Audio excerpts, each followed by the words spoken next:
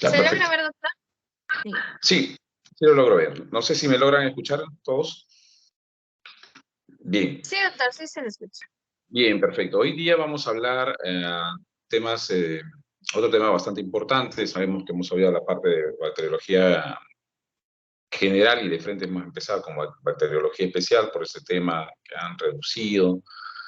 Pero bueno, nos estamos tratando de adaptar y dentro de cada tema vamos a abarcar un poquito de la parte general, ¿no? Sin embargo, hoy día nos toca hablar sobre dos bacterias bastante importantes, ¿no? El Campylobacter y el Helicobacter pylori. La bacteria es bastante importante porque en una de estas se tiene que ver con los episodios diarreicos que se tiene y de cómo llegar al diagnóstico para poder nosotros enfrentar este tipo de patologías que pueden presentarse, que usualmente es en niños, usualmente también no se da tratamiento antibiótico, como un episodio de diarrea se da simplemente hidratación para mejorar, pero hay casos un poco más que es donde se tiene que actuar más agresivo y tenemos que actuar con ciertos medicamentos, ¿no? Eso es lo que vamos a indicar ahora en esta clase. Y el otro es el Helicobacter pylori, ¿no? Que está asociado al cáncer gástrico, a que produce úlceras gástricas y que su tratamiento en sí es bastante complicado, ¿no? Porque es una parte de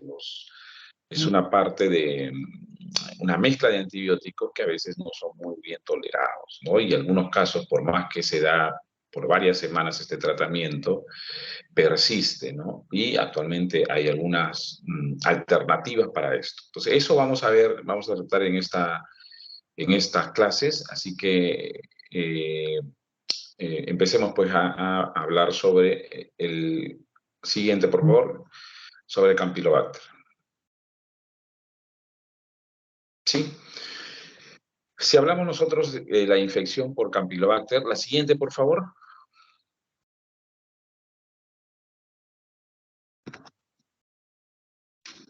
Siguiente, por favor.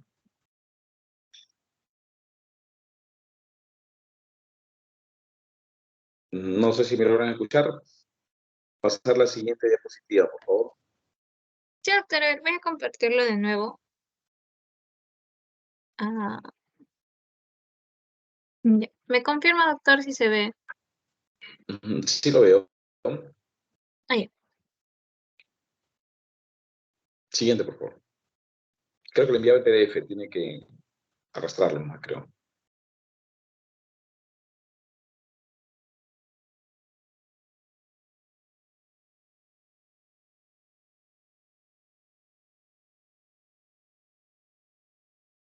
Ahora, doctor, ¿se puede ver? Porque yo lo cambié. Sí, solamente veo la misma. Donde dice Ahora sí, campylobacteriosis. sí, ahora Sí. sí, bien. Entonces, la enfermedad infecciosa causada por las especies de Campylobacter la denominamos entonces campylobacteriosis, ¿no? Usualmente, ¿no? Y tiene unos síntomas que se desarrollan entre 2 a 5 días después de la exposición a este germen, a esta bacteria, a este microorganismo, ¿no? ¿Cuáles son? Las diarreas, que tienen sus características, ¿no? Que son sanguinolentas, además producen náuseas, vómitos, dolor abdominal de tipo cólico, fiebre, infección.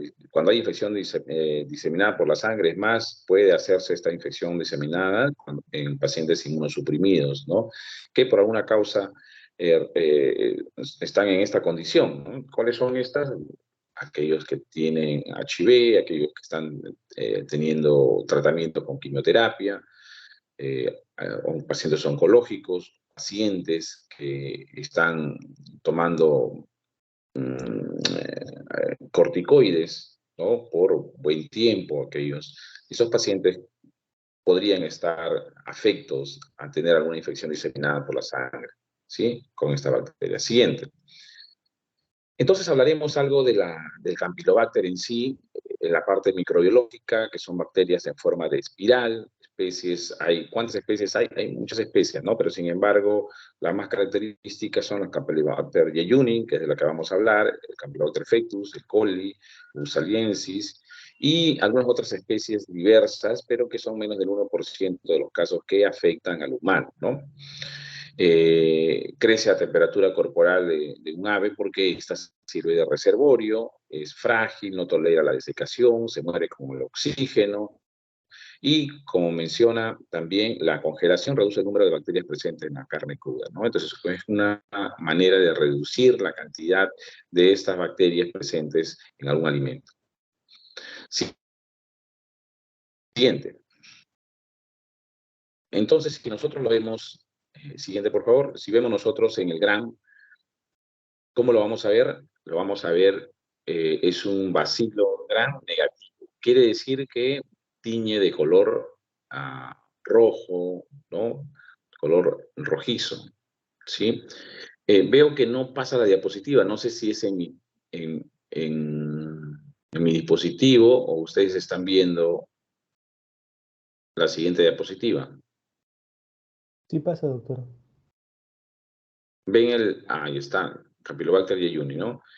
Bacilo gram negativo, curvo, en espiral, en forma de S o en alas de gaviota, ¿no? Es lo que se ve, ¿no? En forma de S son bacilitos chiquititos que están en forma de S o en alas de gaviota, o sea, casi decir como que si fuera una M mal escrita, ¿no? Como en alas de gaviota. Esa es la forma como lo vamos a ver en el gram. Bacilos gram negativos. Ahí están las medidas, 0,2 a 0,5 micrómetros de ancho, con 1,5 a 5 micrómetros de largo. ¿Tiene flagelo? Sí, o sea, quiere decir tiene un flagelo polar, ¿no? En un extremo. Tiene un movimiento rápido helicoidal, ¿no? Y hace como dardo, o sea, mueve y el movimiento es rápido. Siguiente. Siguiente, ¿cómo hacemos el cultivo del Campylobacter jejuni? ¿No? Para esto vamos a necesitar algunos medios especiales, sí, ¿no? Por ejemplo, el agar desoxicolato, carbón y cefoperazona, o agar CCDA, o el medio Campylobacter, o el medio de Butler, o el medio de Skirrow, o el medio de Columbia. Usualmente lo que usamos acá es el medio Cam, ¿no? Es usualmente el medio Cam. Todas estas tienen enriquecido con sangre de carnero al 7,5%, se le da una atmósfera de microaerofilia, ¿no? Es decir, hay poco oxígeno, poca cantidad de oxígeno, la temperatura de 37 a 42 grados centígrados, ¿no? Hay colonias translúcidas y húmedas, son aquellas colonias que podemos observar nosotros. Ahí en el lado inferior vemos una placa Petri donde se ve cómo han desarrollado las colonias en este agar en medio cambio, ¿no? Siguiente. ¿Cómo es la apariencia de esos cultivos? Usualmente cuando son los cultivos jóvenes, quiere decir cuando recién aparece a las 24 o 48 horas empieza a desarrollar, ¿no? Después de 48 horas tienen una apariencia de vibrio. Es decir, si vemos estas colonias, le hacemos un gran, tiene una apariencia de vibrio. ¿Cómo es el vibrio? Así, ¿no? Un tipo de espiral chiquito, delgadito, ¿no? Y ya después de 48 horas de incubación, es decir, le deja un poquito más tiempo, ya se puede ver un aspecto en el gran, como un cocoide, ¿no? O sea, un poquito más larguito, redondito. Poca cantidad de oxígeno habíamos mencionado, microaerofilia, un 5 a 10% nada más de oxígeno, y se aumenta más el dióxido de carbono en 3 al 10%. Crecen lentamente, es un microorganismo que crece de forma lenta. ¿Cuántos días? 72, ¿no? 72, de 3 a 4 días, ¿no? De 3 a 4 días, o 96, ¿no? De 96, para el primer aislamiento de muestras de heces y aún más tiempo de muestras de sangre. Aquí hay que mencionarle que para poder diferenciarle en estas muestras en medio de cultivo de Campylobacter, se tiene que agotar bastante para poder discriminar este tipo de microorganismos en la placa. Siguiente. Bien, entonces nosotros vamos a ver que los cultivos son pequeñitos, pero a medida, tipo vibrio, pero a medida que pasan los días, ya se van viendo medio cocoides, ¿no? Pero ya tenemos la sospecha de que es un Campylobacter. Mira, ha crecido en un medio Campylobacter enriquecido, que también es un medio selectivo, pero veo las colonias Si de repente vi que en las primeras 24 horas o 48 horas son medio vibrio, pero después nuevamente le hago el gran al tercer o cuarto día y ya son medio cocoides alargados, entonces parece que es un Campylobacter, ¿no? Pero ¿cómo identifico si tenemos varias especies de estas? Entonces tengo que hacer la identificación del Campylobacter jejuni, que es el que afecta al humano, ¿no? Entonces, ¿cómo lo ven? No se visualiza fácilmente con la adición de gran habitual, ya lo hemos visto. ¿Por qué? Porque son delgaditos, son pequeños, ¿no? Lo vemos en gran como vacilos gran negativos, espiralados, o en alas de gaviota, como han mencionado, como unas heces, ¿no? Entonces se usa, aparte del gran habitual, se puede usar el carbolfucina como un contraste al gran y lo vamos a poder ver un poco mejor. Son oxidasa y catalasa positivas, ¿no? También hay hidrólisis de curato, reduce nitratos a nitritos y no crece en cloruro de sodio al 3.5%, ¿no? Entonces, esos puntos son importantes para hacer la identificación. ¿Recuerdan cuando hacían la identificación de los enteropatógenos, lo que vimos en la práctica, y usted lo tienen en su guía, que cada reacción con algún carbohidrato me va marcando positivo, negativo, si hace o no, si es variable o no, y de acuerdo a eso yo puedo decir qué tipo de especie es tal o cual bacteria. No es igual acá. Para el Campylobacter jejuni se hace estas pruebas. Son oxidasa y catalasa positiva. Hace hidrólisis del hipurato, reduce nitratos nitritos, no crece en cloruro de sodio, 3.5%. O sea, por ejemplo, si viene una pregunta, paciente con diarrea del niño, con diarrea, deposiciones líquidas, vómitos, dolor abdominal, se le hace una coloración de Gram, crecen colonias y se hace una coloración de Gram, se ve colonias tipo espirales o en alas de gaviota. A las colonias la identificación tiene oxidasa y catalasa positiva, hidrólisis de pururato, pero no crece en cloruro de sodio al 3.5%. ¿Estamos pensando en qué? En un Campylobacter jejuni. ¿Sí? Campylobacter jejuni. Siguiente, por favor. En esta siguiente diapositiva vamos a ver más o menos cómo es el esquema de trabajo, cómo se trabajamos con las muestras de heces acá, ¿no? La muestra de heces viene y se siembra en caldo de Bolton o agar Campylobacter, ¿no? En el caldo de Bolton se deja 4 horas a 37 grados centígrados y después de 24 horas a 42 grados centígrados. ¿Por qué? Porque acá solamente te vamos a seleccionar, hemos visto que el Campylobacter tolera esas temperaturas, ¿no? Entonces, y el resto no tolera. Entonces, las primeras 4 horas, aunque desarrollen tipo de bacteria. Después, solamente lo pongo a 42 grados. Todos los demás gérmenes que han desarrollado se inhiben de crecer. Ya no toleran esas temperaturas, pero el Campylobacter sí tolera, ¿no? Entonces, lo sembramos ahí. Una vez que ya tengo esto, el caldo, lo sembramos en agar Campylobacter Campylofree, agar Bussler, o después de esto, a las 24 a 48 horas, con microhidrofilia, con las características que hemos dicho, hacemos la coloración de Gram, ¿no? Hacemos la coloración de Gram. Si es así, pasamos a Columbia 7.5% de carnero, crece, cogemos una colonia y ahí se le hacemos la prueba de oxidasa, catalasa y el hipurato. Si sale oxidasa positiva, catalasa positiva y hipurato positivo, estamos pensando que es un Campylobacter jejuni. Siguiente. Cuando nosotros hablamos de cómo es el proceso de colonización, la infección del Campylobacter, vemos que este Campylobacter sabemos que tiene un flagelo polar, mencionábamos, ¿no? Con plena longitud y rápidamente se puede movilizar, ¿no? Otros factores de la colonización son los filamentos flagelares, para que puedan colonizar, tales como el FLAG A y el FLAG B, ¿no? Y que actúa como un factor quimiotáctico, es decir, para que ésta se adhiera y pueda colonizar la L-glucosa, ¿no? Siguiente. Siguiente. Y nosotros queremos hablar sobre la patogenicidad de esta bacteria, ¿no? El Campylobacter jejuni, en cuanto a su patogenicidad y la virulencia, vemos dos tipos de enfermedad. Una enterotoxigénica, es decir, la toxina parecida a la enterotoxina del cólera, y la otra es la colitis inflamatoria, ¿no? con este tipo de toxina, toxina citoletal de distensión, hepatotoxina o la chirotoxina. ¿Sí? Ese es para el Campylobacter. Siguiente.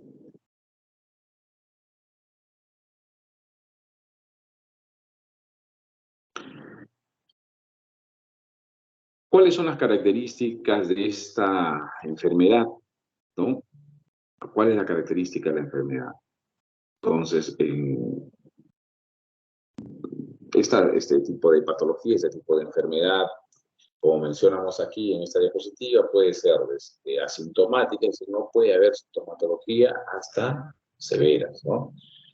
Característico: fiebre, cólicos abdominales, ya lo habíamos mencionado, diarrea, con o sin sangre, leucocitos fecales, con una duración de varios días o más de una semana, ¿no? Ya también mencionamos que era a veces autolimitante, o sea, solito va a pasar, ¿no? A aquellos pacientes que son inmunocompetentes, es decir, que no tienen ninguna patología inmunológica asociada, se autolimita solo, ¿no? Pero en algunos casos recae, 5 a 10% de casos de pacientes que no son tratados, recae.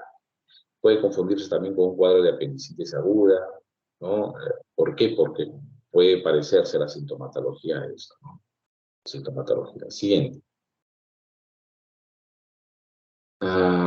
¿Solamente afecta al intestino esta bacteria?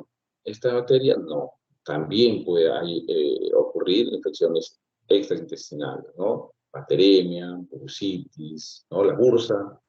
Bacteremia, una bacteria que puede pasar a la sangre. Bursitis, a nivel de las bursas, o sea, las articulaciones, tienen unas bolsitas que contienen el líquido articular, ¿no? Esta bolsita se le llama bursa, ¿no? Entonces, inflamación de esta, pues sí, infección del tracto urinario, meningitis, ¿no? O sea, infección de la meninge, endocarditis, peritonitis, pancreatitis, y en niños, pues, sepsis neonatal, como he mencionado. Algunas secuelas y la artritis reactiva. La artritis reactiva se denomina así artritis reactiva cuando esta artritis ocurre post-infección, ¿no? Hay una post-infección y hace una artritis, ¿no? Síndrome de Guillain-Barré, y en algunos casos muy ocasional podrían causar hasta la muerte, ¿no? Siguiente. ¿Cómo es la parte epidemiológica de esto? ¿Cómo lo vemos? Para poder nosotros tener en cuenta que siempre es bueno tener estos datos para saber cómo enfrentar y no tomarlo tampoco tan a la ligera, ¿no? Siguiente, por favor. Ahí está. Según la OMS, la tasa de aislamiento en niños menores de 5 años es de 12.1%. O sea, es una buena cantidad, ¿no? 12.1%.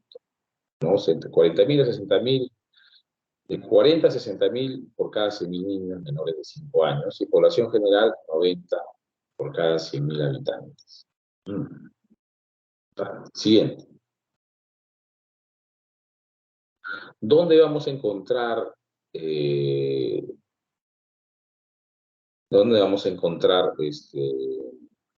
estas infecciones? O sea, las fuentes de campylobacteriosis humana, ¿no? En Campylobacter es hiperendémica en países en desarrollo, o sea, como nosotros, ¿no?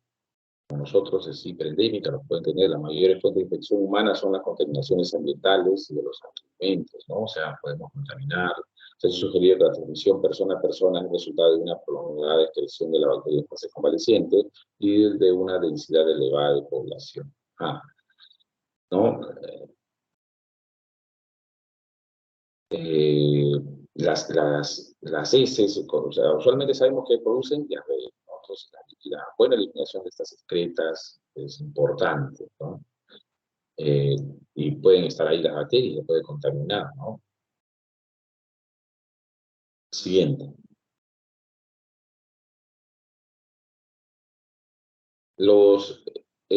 Hay reservorios que excretan dichas bacterias, causa la contaminación del ambiente, ¿no? O sea, ¿por qué? Porque se contaminan, aves silvestres, aves de corral, animales domésticos, mascotas, todos estos pueden estar expensas y nos podemos contagiar al manipular esto, al comer, a estar en contacto con estos animales o el medio ambiente, ¿sí? Y no tener los adecuados el adecuado aseo de manos, sería alimentos. Siguiente.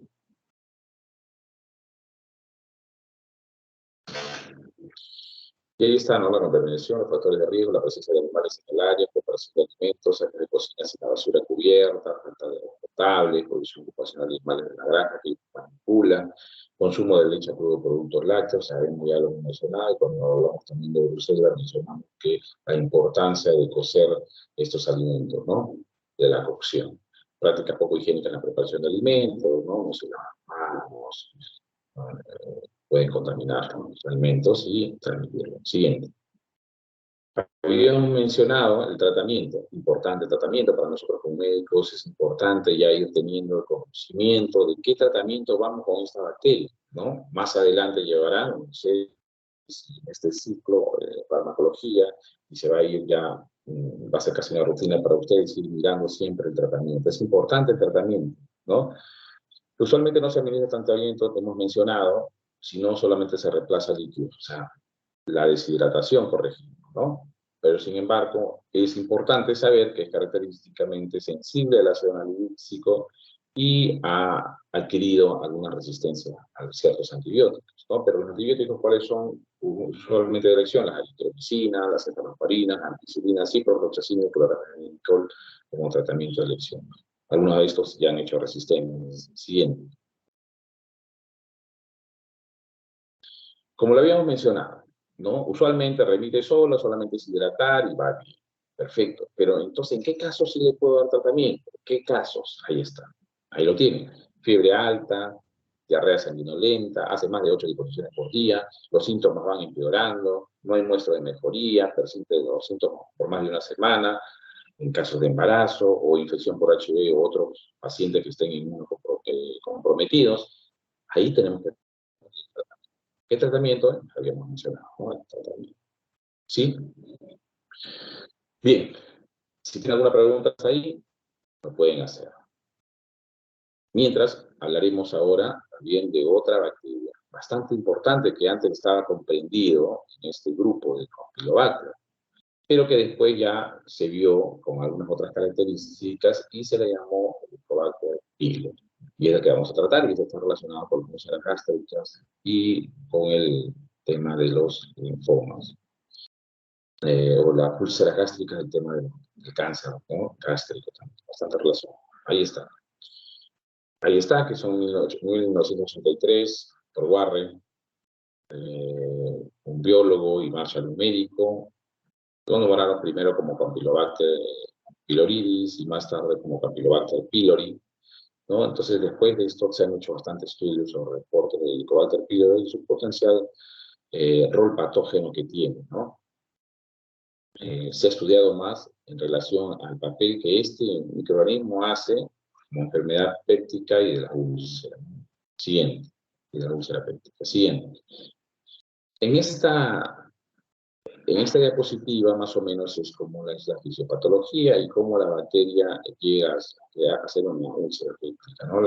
Usualmente va la infección y esta va en la parte más baja, ¿no? En la parte del píloro y del antro, ahí se ubica. ¿Sí? Esta bacteria, ¿qué es lo que va a hacer? Va a producir la inflamación de estas células vitales, la inflamación, como vemos ahí en el segundo, y puede producir la úlcera, ¿no? La úlcera péptica, la úlcera gástrica, que puede producir en unos casos hasta en úlceras sangrantes, ¿no? Siguiente. Siguiente, bueno, aquí vamos a hablar sobre el tipo de bacteria que tenemos, ¿no? Las bacterias, es una bacteria ubicua, quiere decir que lo encontramos en varios lugares en la Tierra, en el ambiente lo podemos encontrar. Una bacteria ubicua, es móvil, gran negativo, en forma de espiral, ¿no? Posee la endotoxina, los lipopoliosacáridos, básicamente, y produce la urea. Usualmente países desarrollados es menos, ¿no? Pero países en desarrollo como el nuestro sí pueden estar hasta, como mencionan, casi todos infectados, ¿no? ¿Cómo se contrae? La infección es contraída en la infancia, frecuentemente de madre a hijos, y las bacterias pueden permanecer en el estómago por el resto de la vida del individuo. ¿Cómo? ¿Cómo lo contagiamos? Si menciona, ¿no? Usualmente es cuando una persona que tiene esto se acerca y puede estar hablándole muy cerca, puede estar transmitiéndole también estas bacterias, o también con las manos contaminadas, también podría hacer, o sea, puede ser oral, oral fecal, fecal oral, perdón, para producir estas infecciones. Ahora lo vamos a ver. Siguiente, por favor. Mencionamos ahí en la segunda diapositiva, con respecto a este tema, en cuanto a la infección por Helicobacter pylori, ¿no?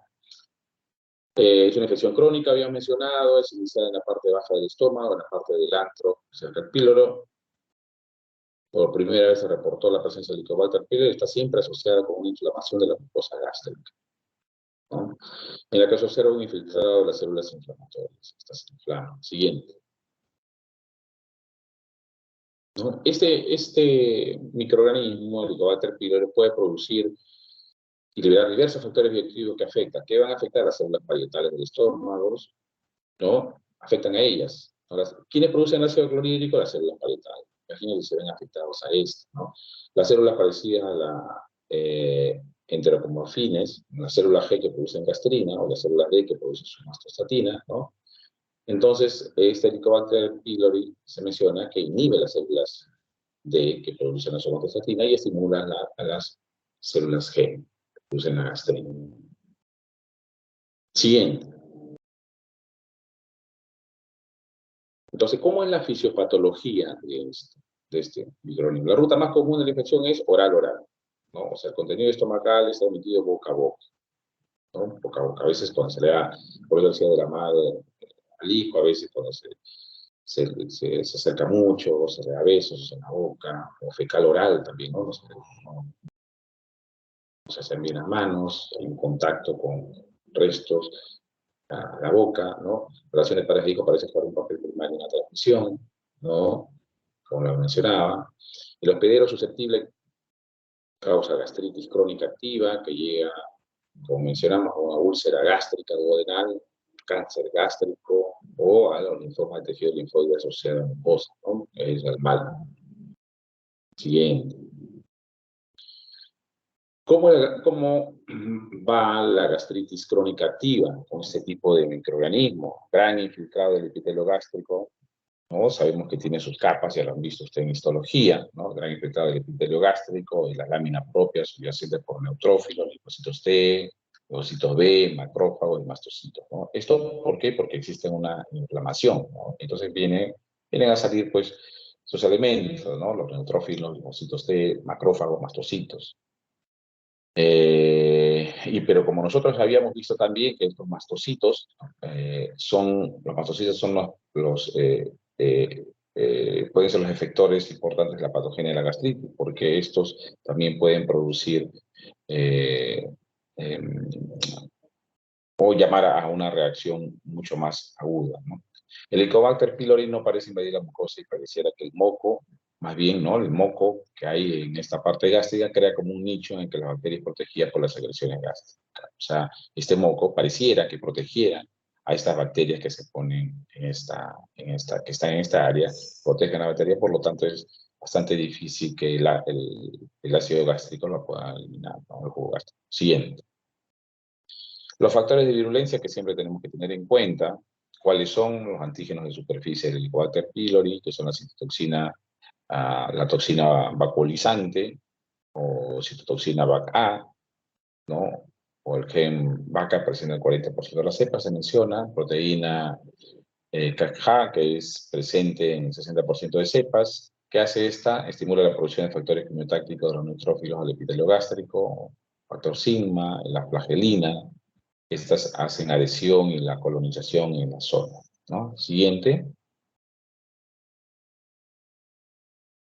La morbilidad en estos casos, en cuanto a la morbilidad y la mortalidad. La morbilidad es muy alta, ¿no? Ataca tasa de mortalidad relacionada a la infección de Helicobacter pylori, no se conoce con precisión, pero dice que puede ser una mínima entre 2 a 4%.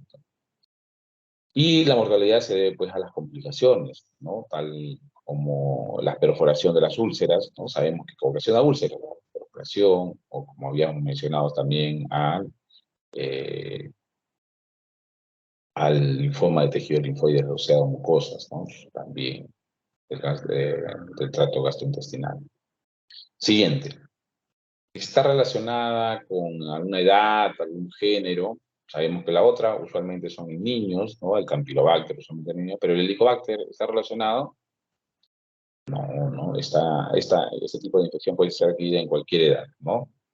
La mayoría es adquirida en la infancia, como ya hemos mencionado. No hay predilección por en la cual se mencione que está dirigida a tal o cual género, pero sin embargo se ve que las niñas tienen mayor incidencia de reinfección que los adultos hombres, del 5 al 8%.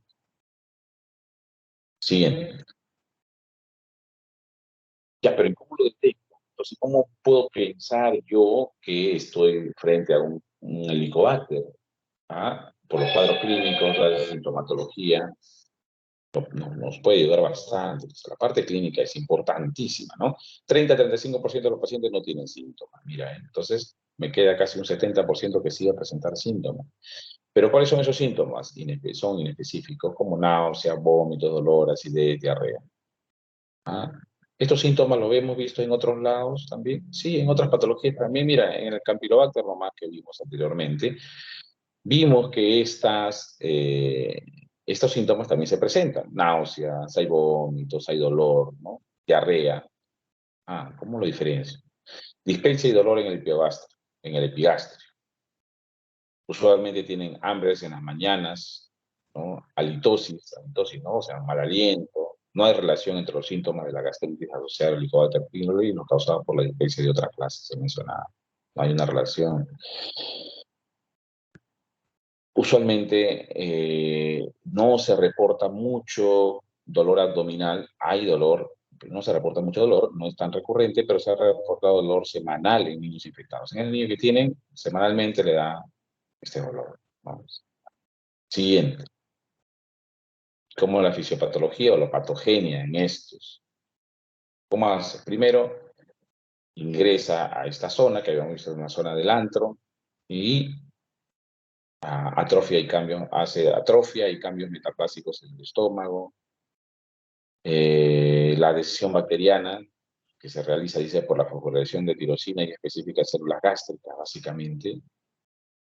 Esta adhesión va a causar la disminución de la glutatión en la mucosa, que es importante para mantener el estado de reducción, ¿no? O redox, en la regulación de las reacciones inflamatorias. Siguiente. Habíamos visto que la virulencia o la toxicidad está radicalizada en los lipopolisacáridos y Helicobacter pylori, ¿no? Entonces, esta induce a la producción de autoanticuerpos que empeoran la atrofia, ¿no? O sea, autoanticuerpos que empeoran la atrofia de la mucosa, porque van a atacar a la mucosa y la van a atrofiar.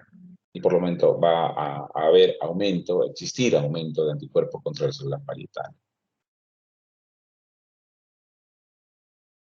Y hay muchos reportes pues, que se han mencionado que asocian la infección por el Helicobacter pylori y le habíamos mencionado, ¿no? Al linfoma de tejido linfoide, ¿no? Asociados a mucosas.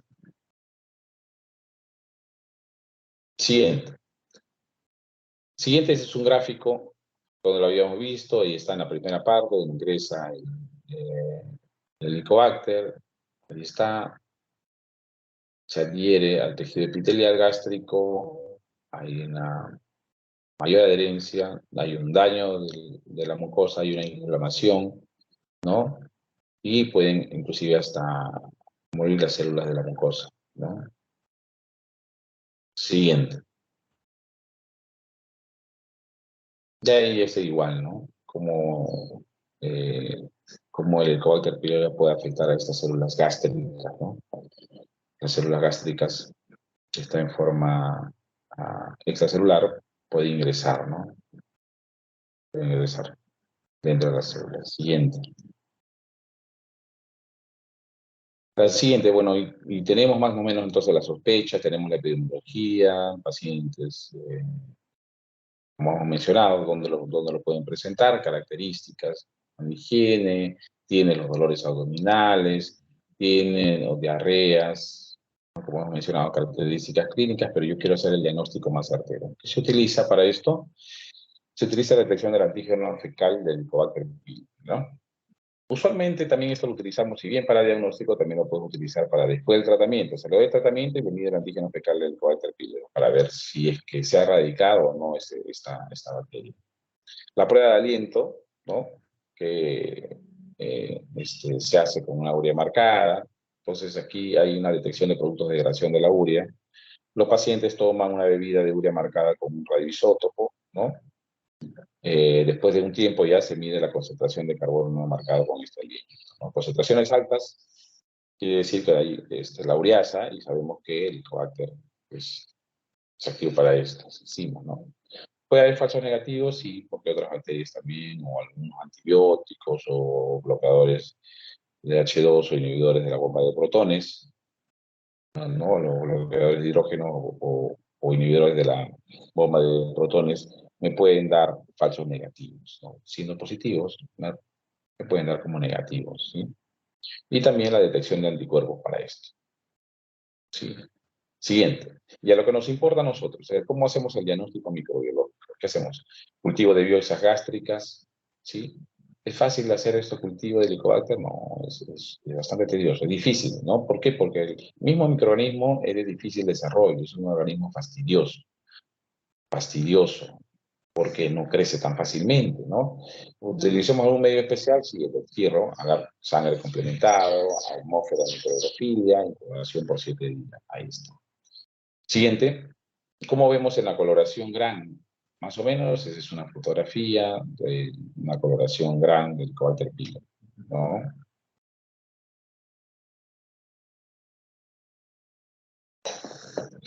Esto se obtuvo después de se ha obtenido aislado de una biopsia gástrica, ¿no? Siguiente. Esa es una coloración argéntica, ¿no? Una coloración de plata, coloración argéntica, donde podemos ver ahí el Helicobacter más teñido, ¿no? Vemos ahí que están las células. Pero es desentejido. Siguiente. Diagnóstico microbiológico, microscopía de biopsia, obtención por endoscopía, le hacemos una coloración de Jensa y podemos ver, ¿no? Siguiente.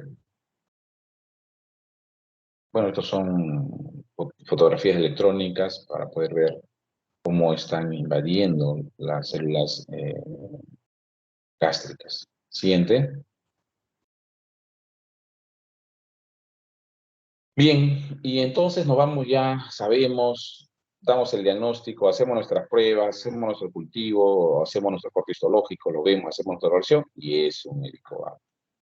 Hay una úlcera, un Helicobacter. ¿Qué vamos a hacer? Tratamiento.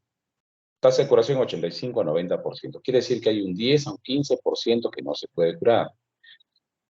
La primera elección es el tratamiento, triple terapia por 10 a 14 días, ¿no? 2 semanas aproximadamente. ¿Qué se le da? Inhibidor de la bomba de protones, omeprazol, ranitidina, citrato de bismuto, y amoxicilina y claritromicina, ¿no? Otra opción es el subsalicilero de bismuto, metronidazol y tetraciclina. Otro, el lansoprazol, la amoxicilina y la claritromicina. Hay resistencia, sí, actualmente se ve que hay resistencia a los macrólidos. ¿Cuáles son los macrólidos?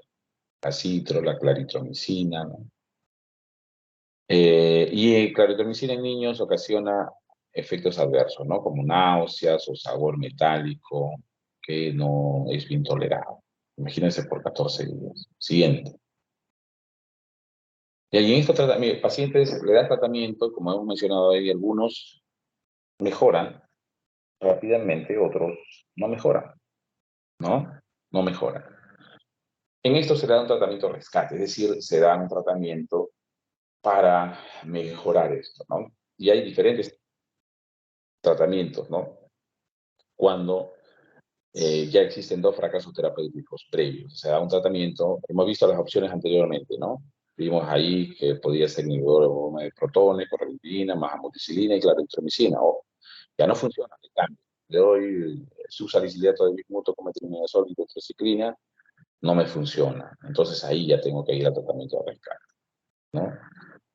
Entonces se ha visto que las cepas resistentes a estos tratamientos han mostrado susceptibilidad a la levofloxacina. ¿Sí? Entonces darle la levofloxacina como tratamiento de rescate, pero anteriormente hemos visto otras opciones para el tratamiento, ¿no? Las opciones inmediatas para eso. ¿Sí? Siguiente. Bien. Bien, entonces estas dos bacterias en verdad son bastante importantes que tenemos que tener en cuenta, ¿no?